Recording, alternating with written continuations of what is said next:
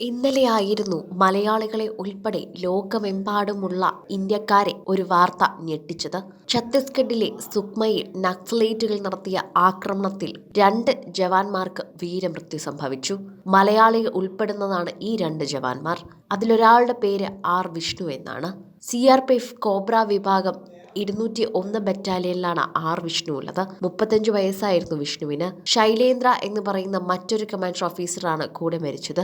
ശൈലേന്ദ്രയ്ക്ക് 29 വയസ്സും. തിരുവനന്തപുരം പാലോട് സ്വദേശിയാണ് വിഷ്ണു. സൈനികൻ സഞ്ചരിച്ച ട്രക്ക് കടന്നുപോകുന്ന വഴിയിൽ നക്സലേറ്റുകൾ സ്ഥാപിച്ച് സ്ഫോടക വസ്തുക്കൾ പൊട്ടിത്തെറിക്കുകയായിരുന്നു. അതിലൂടെയായിരുന്നു വിഷ്ണുവിന്റെ മരണം സംഭവിച്ചത്.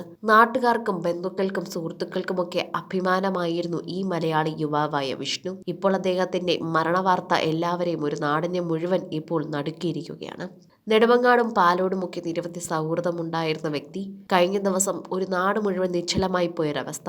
വീട്ടിലെ നിലവിളി മാത്രമാണ് എല്ലാവരും ഉയർന്നു കേട്ടത്.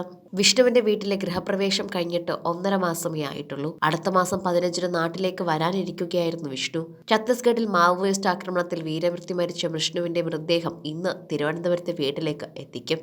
ഛത്തീസ്ഗഡിൽ മാവോയിസ്റ്റ് ആക്രമണം അത് കേട്ട ഉടനെ തന്നെ വിഷ്ണുവിന്റെ വീട്ടിൽ ഞെട്ടലായിരുന്നു. പിന്നാലെ 2 ആളുകൾ മരിച്ചു എന്ന് പറഞ്ഞു. അപ്പോഴും ഞെട്ടലായിരുന്നു. അതിലൊരു മലയാളി ഉണ്ടെന്നും അറിഞ്ഞു. അപ്പോൾ വീട്ടുകാരുടെ ഒക്കെ തന്നെ നെഞ്ചിടിക്കാൻ തുടങ്ങി. പിന്നാലെയാണ് വിഷ്ണുവിന്റെ വാർത്ത വരുന്നത്. വിഷ്ണുവിന്റെ ഗൃഹപ്രവേശനം കഴിഞ്ഞ 1.5 മാസം മാത്രമേ ആയിട്ടുള്ളൂ. അടുത്ത മാസം 15-ന് നാട്ടിലേക്ക് വരാനിരിക്കുകയായിരുന്നു. സൈന്യത്തിൽ 10 വർഷത്തെ സേവനം പൂർത്തിയാക്കിയിട്ടുണ്ട് വിഷ്ണു. കഴിഞ്ഞ ദിവസം ഫോണിൽ സംസാരിക്കുന്നതിനിടെ റേഞ്ച് ഇല്ലാത്തതിനാൽ ഫോൺ കട്ടായെന്ന് വിഷ്ണുവിന്റെ സഹോദരൻ പറഞ്ഞു. പിന്നെ വിളിക്കാമെന്ന് പറഞ്ഞ് ഫോൺ വെച്ചു. അതിനുശേഷം അറിയുന്നത് മരണവാർത്തയാണ്. വിഷ്ണു ഓടിച്ചിരുന്ന ട്രക്ക് കുഴിമുമ്പ് പൊട്ടിത്തെറിച്ച് തകരുകയായിരുന്നു. സുക്മ ജില്ലയിൽ ഇന്നലെ വൈകുന്നേരം 3 മണിയോടെയാണ് ആക്രമണം നടന്നത്. സിൽഗർ സേന ക്യാമ്പിൽ നിന്നും ടേക്കൽഗു ഡാമിലെ ക്യാമ്പിലേക്ക് പോവുകയായിരുന്ന ട്രക്കിൽ വിഷ്ണുവിനൊപ്പം ശൈലേന്ദ്രയുമായി ഉണ്ടായിരുന്നു. ഇരുവരും CRPF കോബ്ര ബറ്റാലിയനിലെ ജവാന്മാരാണ്. ആക്രമണം നടത്തിയ മാവോയിസ്റ്റുകൾക്കായുള്ള തിരച്ചിൽ തുടരുകയാണ് CRPF അറിയിച്ചു. 5 ദിവസം മുൻപ് സുക്മയിൽ സുരക്ഷാ സേനയും മാവോയിസ്റ്റുകളും തമ്മിൽ ഏറ്റുമുട്ടൽ നടന്നിരുന്നു. മാവോയിസ്റ്റുകൾ ആയുധങ്ങൾ പിടിച്ചെടുത്തിരുന്നു. പിന്നാലെയാണ് ട്രക്ക് ലക്ഷ്യമിട്ട് കുഴിബോംബ് ആക്രമണം ഉണ്ടായത്. നടപടികൾ പൂർത്തിയാക്കി ജവാന്മാരുടെ മൃതദേഹം നാട്ടിലെത്തിക്കാൻ CRPF നടപടി തുടങ്ങി.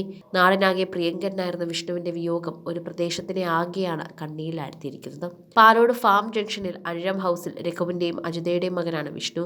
ഭാര്യ നിഖില ശ്രീചിത്ര ആശുപത്രിയിൽ നഴ്സാണ്.